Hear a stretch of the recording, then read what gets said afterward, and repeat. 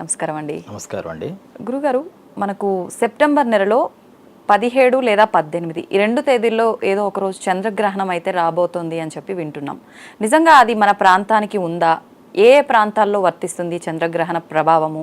దాని గురించి డీటెయిల్గా ఎక్స్ప్లెయిన్ చేయండి. సెప్టెంబర్ 18వ తారీఖు పౌర్ణమి, భాద్రపద పౌర్ణమి రోజు చంద్రగ్రహణం ఉంది అనేది ఇప్పుడు నడుస్తున్న ప్రచారం. ఓకే. అయితే విశ్వంలో ఈ గ్రహణాల దగ్గర అసలు గ్రహణాలు ఎలా వస్తాయి ఏమిటి అనే విషయాల గురించి జ్యోతిస్సారం అనేటటువంటి గ్రంథంలో దేన్ని గ్రహణంగా చూడాలి, గ్రహణం కాని దాన్ని ఎలా చూడాలి అని చెప్పారు. ఓకే. ఇది ప్రతి అమావాస్య పౌర్ణమికి కూడా తరచుగా గ్రహణాలు సంభవిస్తూ ఉంటాయి. కానీ అన్నీ కూడా భూమి మీదకి కనిపించవు, భూమి మీద వాటి ప్రభావం ఉండదు. కారణం వీటిల్లో మనం వింటూ ఉంటాం పాక్షిక చంద్రగ్రహణం, అలాగే సంపూర్ణ చంద్రగ్రహణం అని. అయితే రేపు 18వ తారీఖు రాబోయేది ఛాయాగ్రహణం అంటారు. వీటినే పెనుంబ్రాస్ అని మనకి ఆధునికులకి బాగా పరిచయం.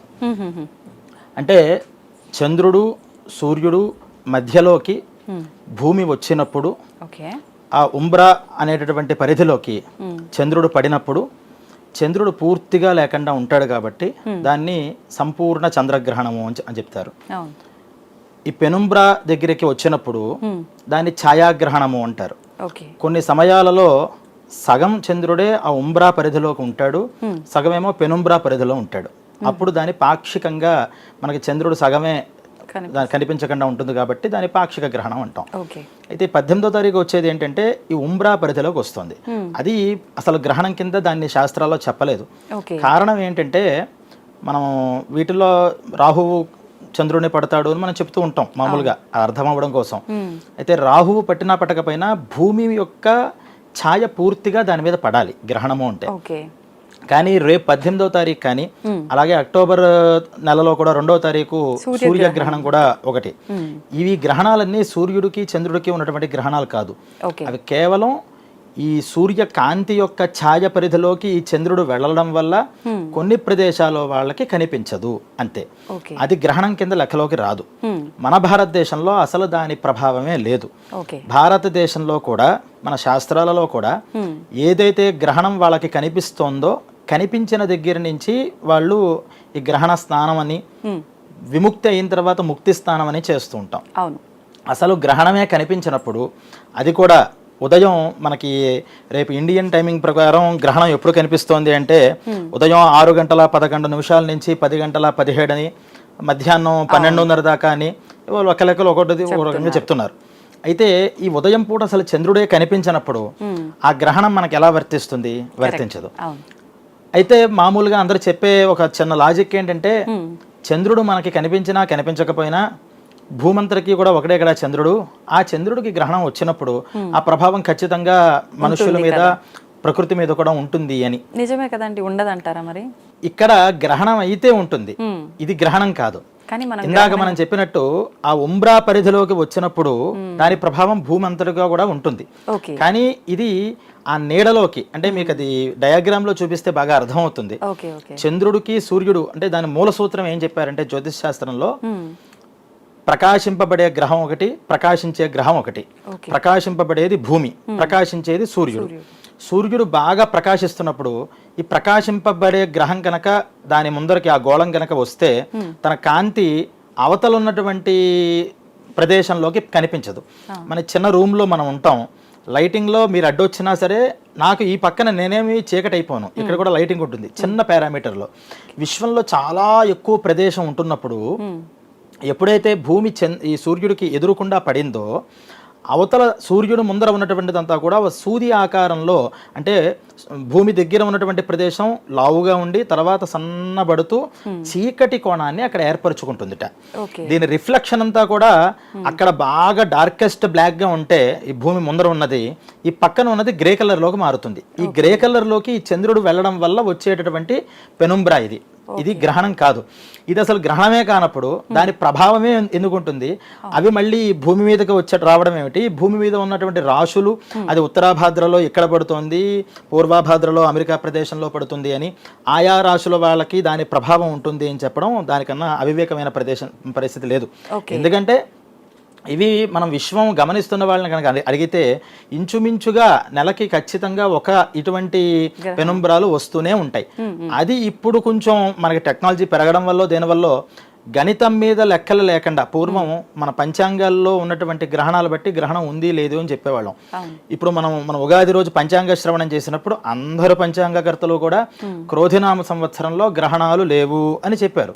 కానీ ఇటువంటివి తీసుకొచ్చి వాటిని గ్రహణాలుగా అనుకుంటారు అని పూర్వం మన శాస్త్రాల్లోనే ఆ జ్యోతిష్సారావళి అనేటువంటి దాంట్లో గ్రంథంలో గ్రహణం గురించి చెప్తాను, గ్రహణంలా అనుకునే వాటి గురించి చెప్తాను అని గ్రంథకర్త రాశారు.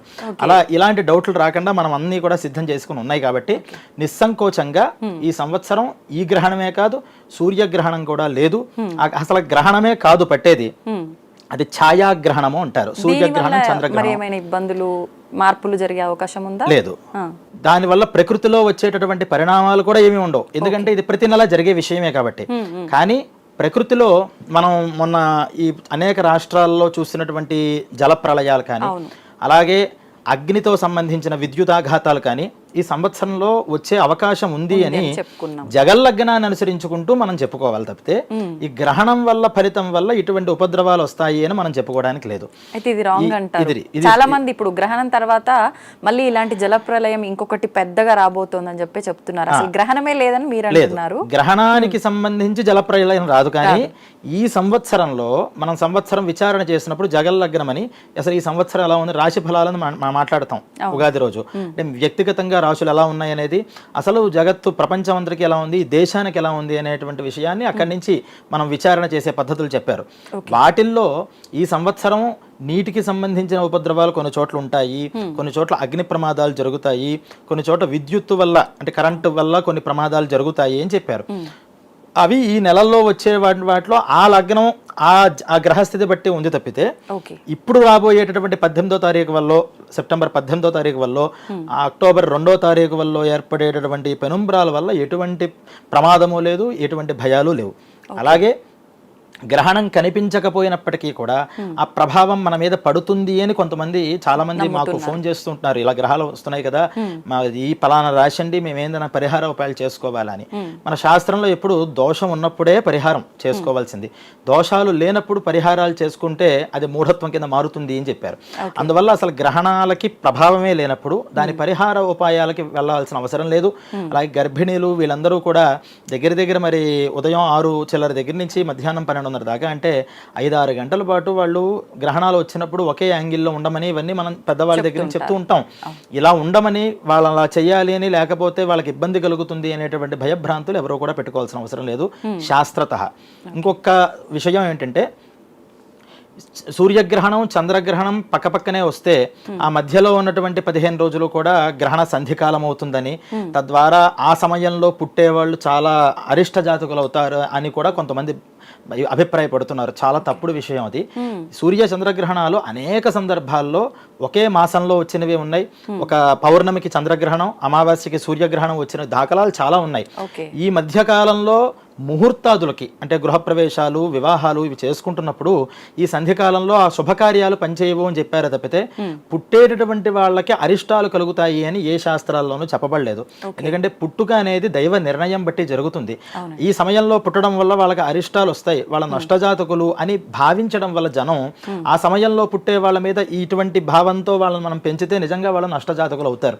అందువల్ల గ్రహణ సంధి కాలం అనేది ముహూర్త విషయాలలో అంటే వివాహాది శుభకార్యాలు చేసుకుంటున్నప్పుడు సంవత్సర సంధి అని ఉంది. అంటే ఉగాదికి 5 రోజుల తర్వాత కానీ, ఉగాదికి 5 రోజుల మునుపు కానీ శుభకార్యాలు పనికిరావు అని.